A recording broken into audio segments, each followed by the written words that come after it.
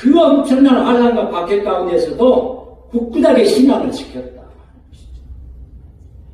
이게 오늘 데살로니가서 5장 18절에 범사에 감사하라의 배경이 되는 거예요. 여러분, 오늘 이제 우리가 데살로니가전서 5장 18절 한 절 말씀을 보았는데요. 이런 말이 있습니다. 아는 만큼 보이고 아는 만큼 들린다 하는 말이 있습니다. 아는 만큼 보인다.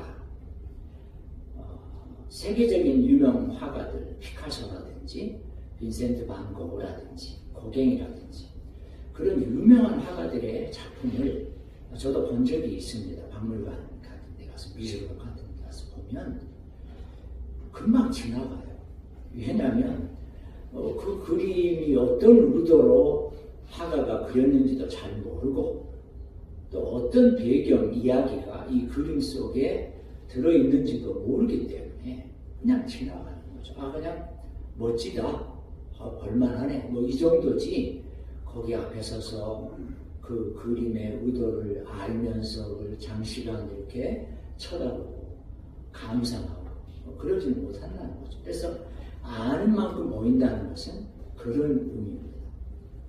우리가 어디 여행을 가도 그 여행지의 어떤 특정 지역이나 또 어떤 뭐 유명한 것에 대해서 알아야 거기에 대해서 깊은 나눔을 또 할 수 있지 않습니까? 그래서 이제 가이드가 필요한 것인데요. 또 아는 만큼 들린다 하는 것이죠. 아는 만큼 보일 뿐만 아니라 아는 만큼 들린다.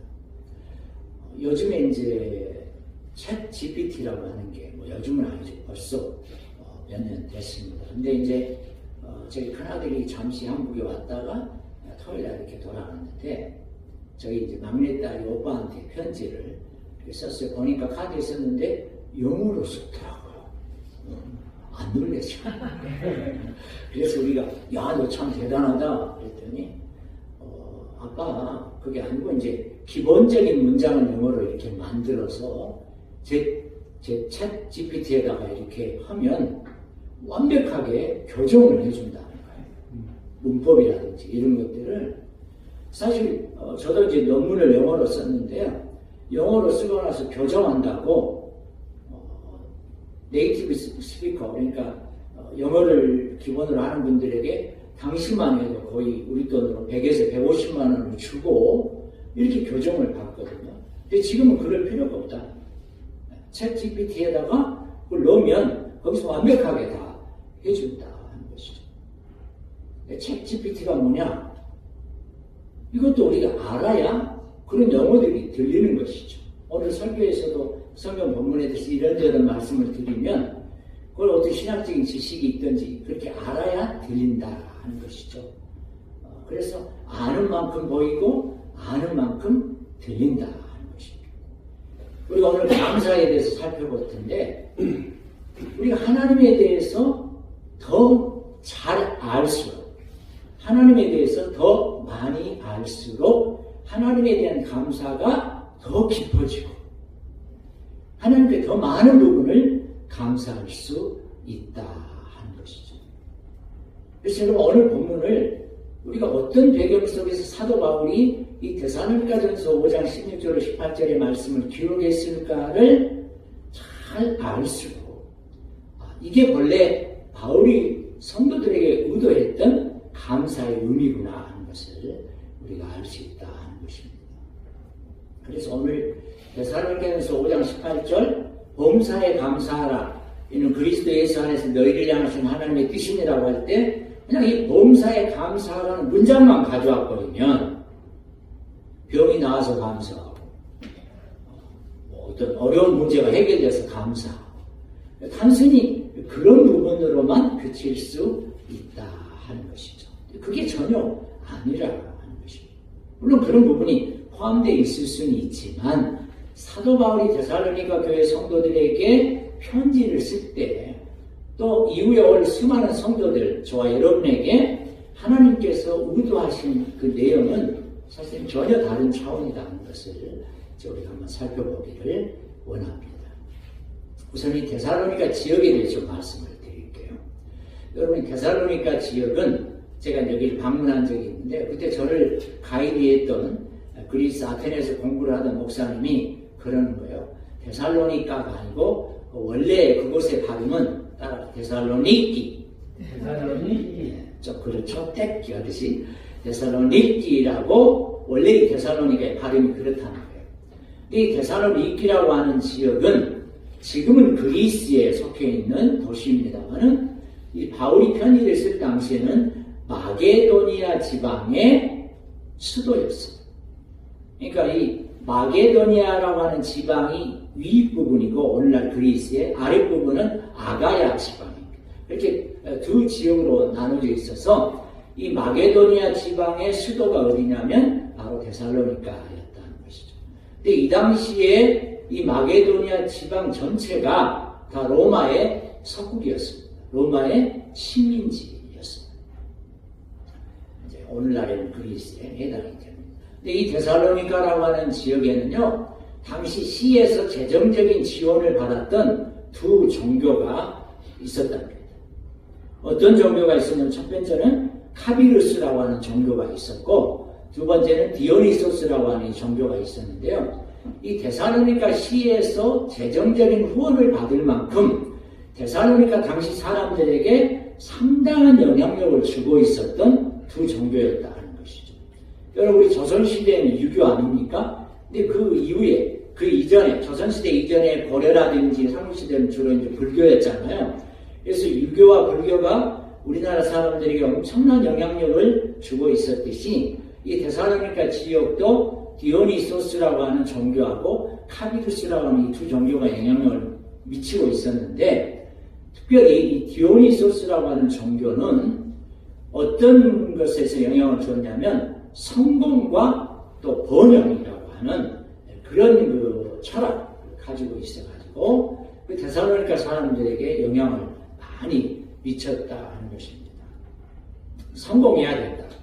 번영해야 된다. 주로 이제 그런 영향을 이 디오니소스 종교가 영향을 미쳤다 하는 거죠. 자, 그런 배경 속에서 그럼 사도 바울이 어떻게 해서 데살로니가를 방문하고 그것에 복음을 전했는가 하는 내용이 사도행전 17장에 나옵니다. 사도행전 17장 1절부터입니다. 시작. 그들이 암비볼리와 아볼로니아로 다녀가 데살로니가에 이르니 거기 유대인의 회당이 있는지라 바울이 자기의 관례대로 그들에게로 들어가서 새 안식일에 성경을 가지고 강론하며 뜻을 풀어 그리스도가 해를 받고 죽은 자 가운데서 다시 살아나야 할 것을 증언하고 이르되 내가 너희에게 전하는 이 예수가 곧 그리스도라 하니. 여러분 사도 바울이 사도행전에 보면 모두 3번에 걸쳐서 전도 여행을 했다 이렇게 되어 있어요. 뭐 전도 여행이라 해도 되고 선교 여행이라 해도 되는데 두 번째 전도 여행에 해당되는 내용입니다. 그러니까 여기 그들은 바울과 실라를 비롯해서 몇몇 동역자들이 함께 있는 것을 생각하면 되겠습니다. 크게는 바울과 실라. 자, 이들이 이제 데살로니가에 가서 바울은요. 그 관례대로란 말이 무슨 말이냐면 어느 지역을 가든지 먼저 유대인의 회당에 들어가서 이제 복음을 전합니다. 왜냐하면 유대인들은 철저하게 구약에만 이렇게 얽매여 있는 사람들이기 때문에 나사렛 예수가 메시아다?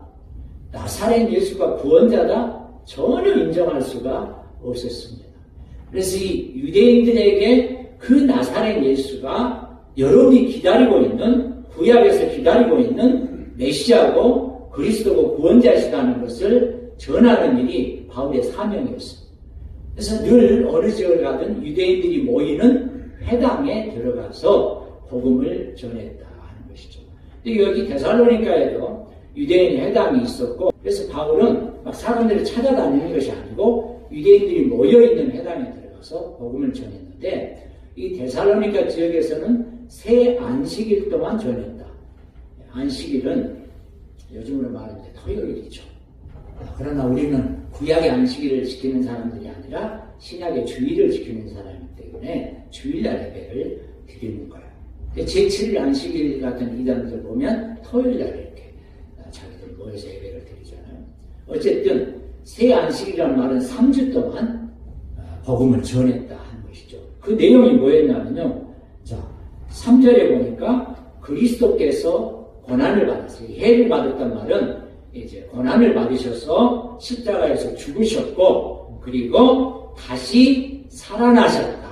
그러니까 예수 그리스도의 죽으심과 부활에 대해서 증언을 한 거예요. 그리고 여러분 하나님께서 구약 성경에 그토록 선지자들을 통해서 오시리라고 예언하셨던 그 메시아가 바로 나사렛 예수입니다라고 증언을 한 것이죠. 3절의 마지막에 보니까 너희에게 전하는 이 예수가 곧 그리스도라. 여러분 크리스토스, 그리스도란 말은 기름 부음을 받은 자라는 뜻인데 이게 메시아라는 뜻이고 구원자라는 뜻입니다. 그러니까 원래 예수님의 이름은 예수예요. 근데 왜 그리스도라고 그러느냐? 예수님이 메시아이고 구원자시기 때문에 예수 그리스도에서 이게 고유명사가 된 것이죠. 바로 예수님이 구원자이고 메시아이시다. 이 복음을 전했습니다. 그랬더니 어떤 결과가 나왔냐면 4절에 보니까 경건한 헬라인들 그리고 그곳에 살고 있던 귀부인들 높은 고위관직의 아내분들 이분들이 바울의 가르침을 따랐다. 복음을 받아들이는 거죠.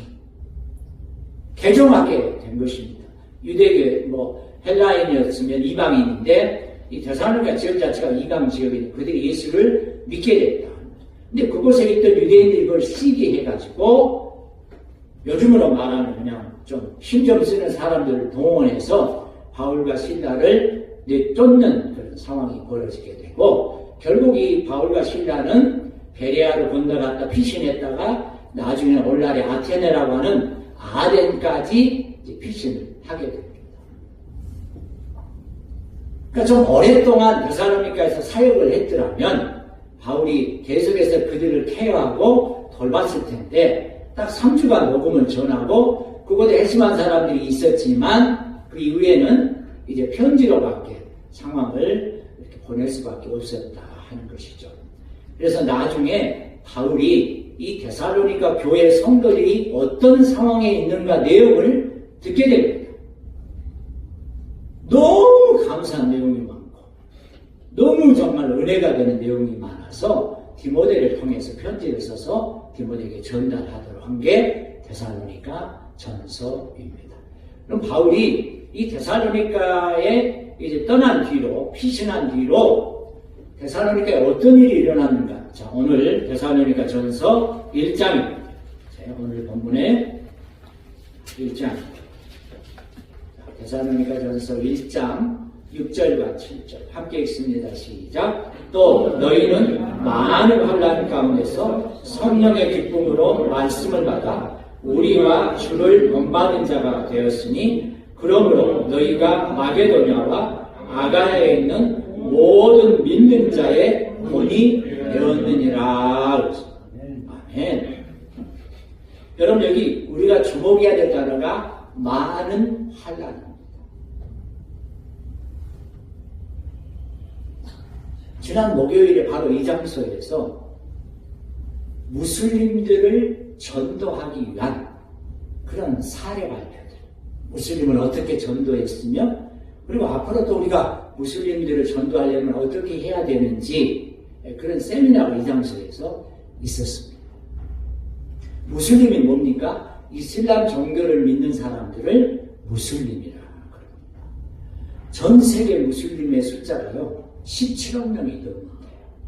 우리나라에 들어와 있는 이 무슬림 인구만 해도 이슬람 신자들만 해도 260만 명 이야기를 하고 있더라고요. 그러니까 이 무슬림들이 정말 우리 주변에 많은데 그분들을 어떻게 전도할 것인가.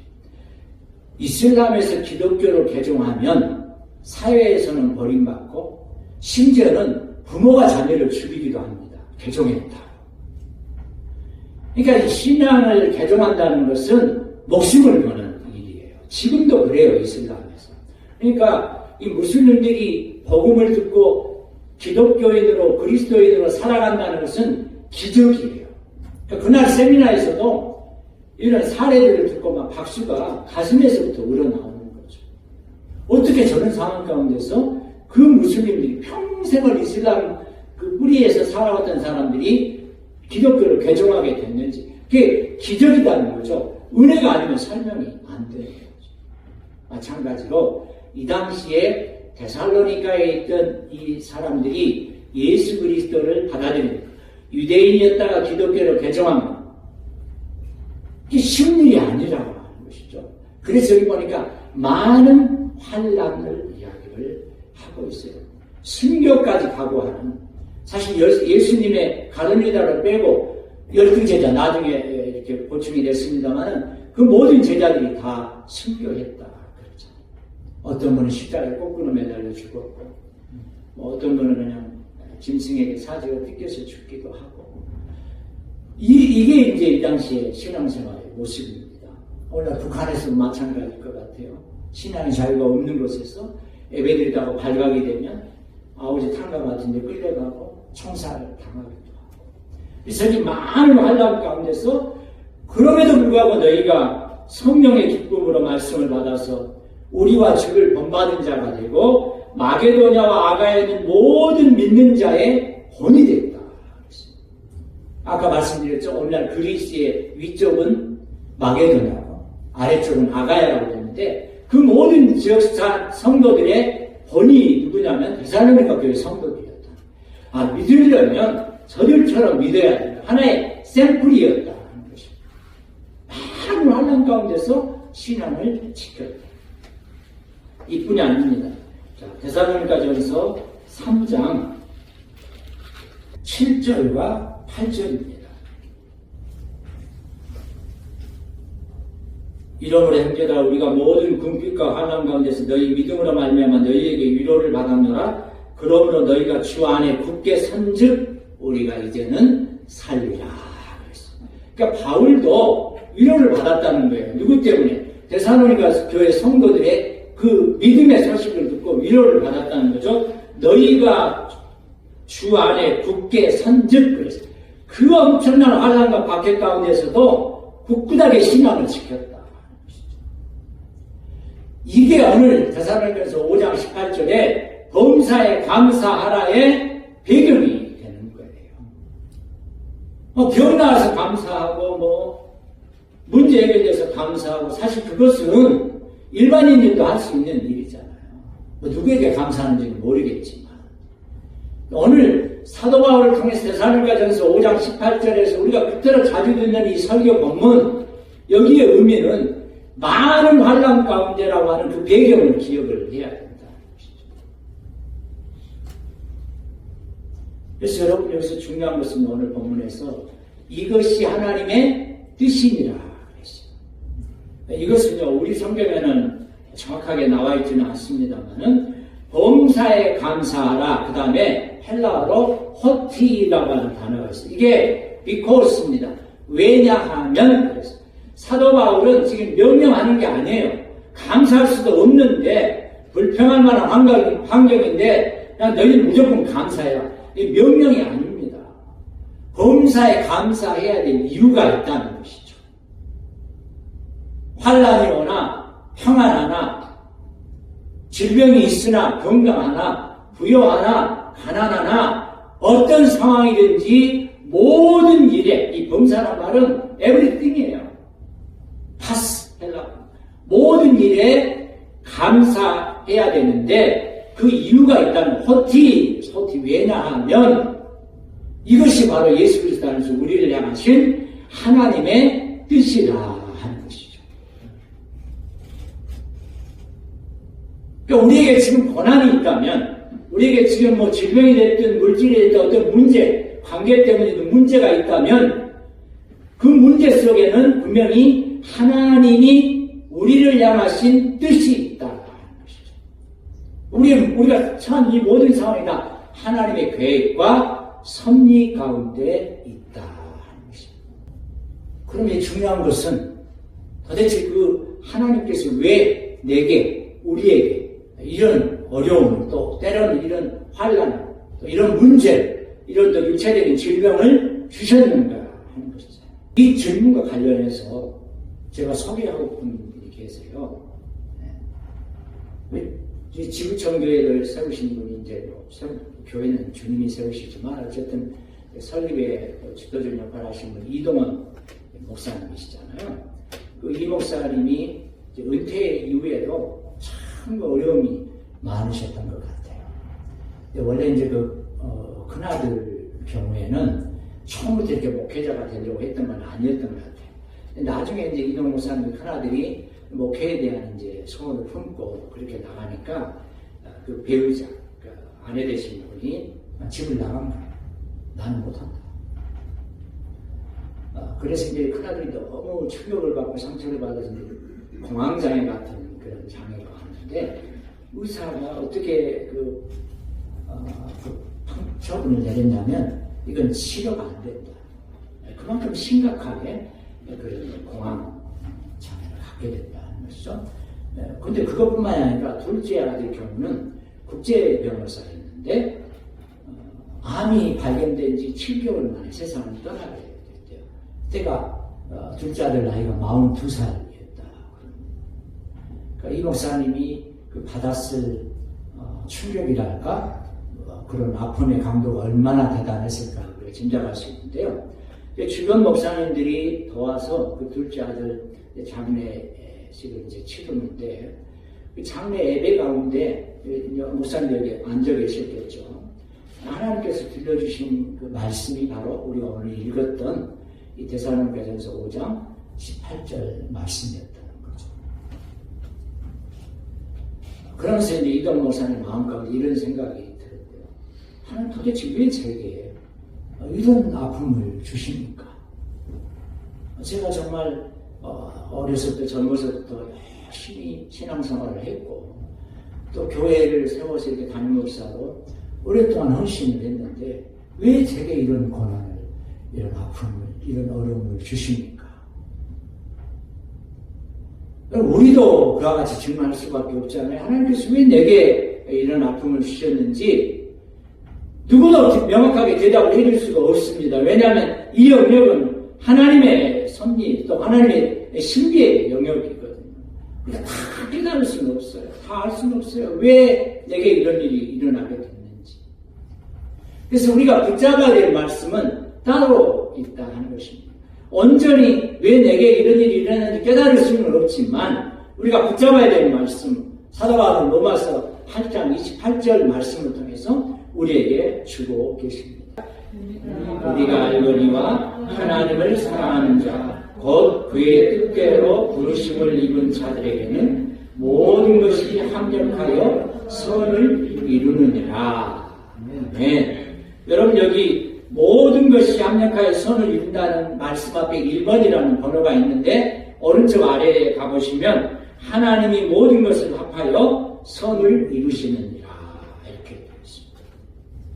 아픔, 육체적인 질병이 됐든 또 정신적인 어떤 아픔이 됐든 물질적인 문제가 됐든 아니 사람과의 관계가 됐든 그 어떤 것들이 왜 내게 이렇게 일어났는지는 알 수는 없지만 하나님께서 이 모든 것을 합해서 결국에는 선을 이루어 주실 것이다.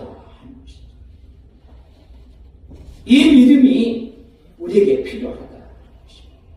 이 믿음만 있으면 어떤 상황에서도 감사할 수 있다 하는 것이죠.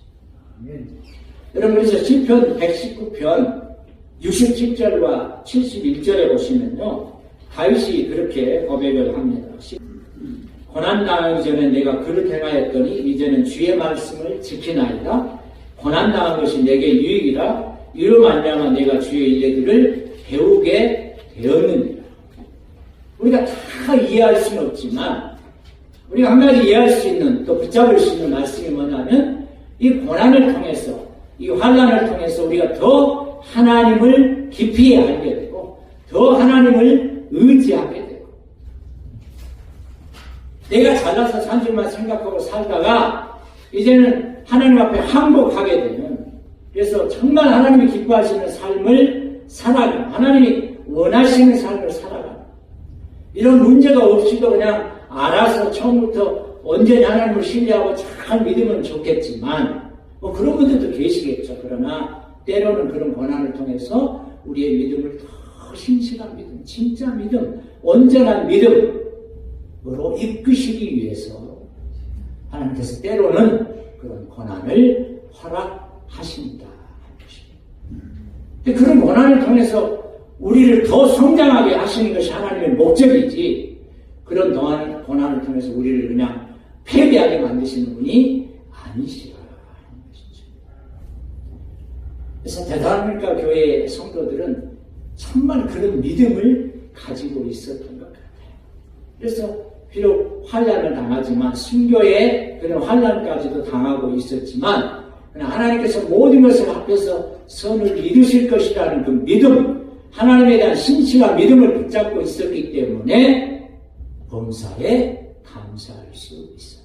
그래서 우리가 영화에서도 이렇게 보고 드라마에서도 봅니다만은, 순교당하는 순간에도 찬양을 부르고 순교당하는 순간에도 기뻐하면서 믿음으로 나아갔던 그 모습을 우리가 이제야 이해할 수 있는 상황이다 하는 것입니다. 여러분, 오늘 추수감사주일에 오늘 말씀을 통해서 내가 너무 이 감사에 대해서 세상적인 감사만 생각하고 있었던 것은 아닌가. 무엇보다도 예수 그리스도를 통해서 영원한 생명을 주신 하나님의 은혜를 감사하면서, 하나님 어떤 상황에서도 비록 내가 지금은 받아들이기 어려운 상황일 수도 있지만 하나님께서 결국은 이 모든 것을 통해서 선을 이루어 주실 것을 믿는 믿음으로 제가 범사에 감사할 수 있는 사람이 되게 하여 주옵소서. 이런 귀한 믿음의 고백과 다짐과 결단이 있게 되게 하여 예수님의 이름으로 축원합니다.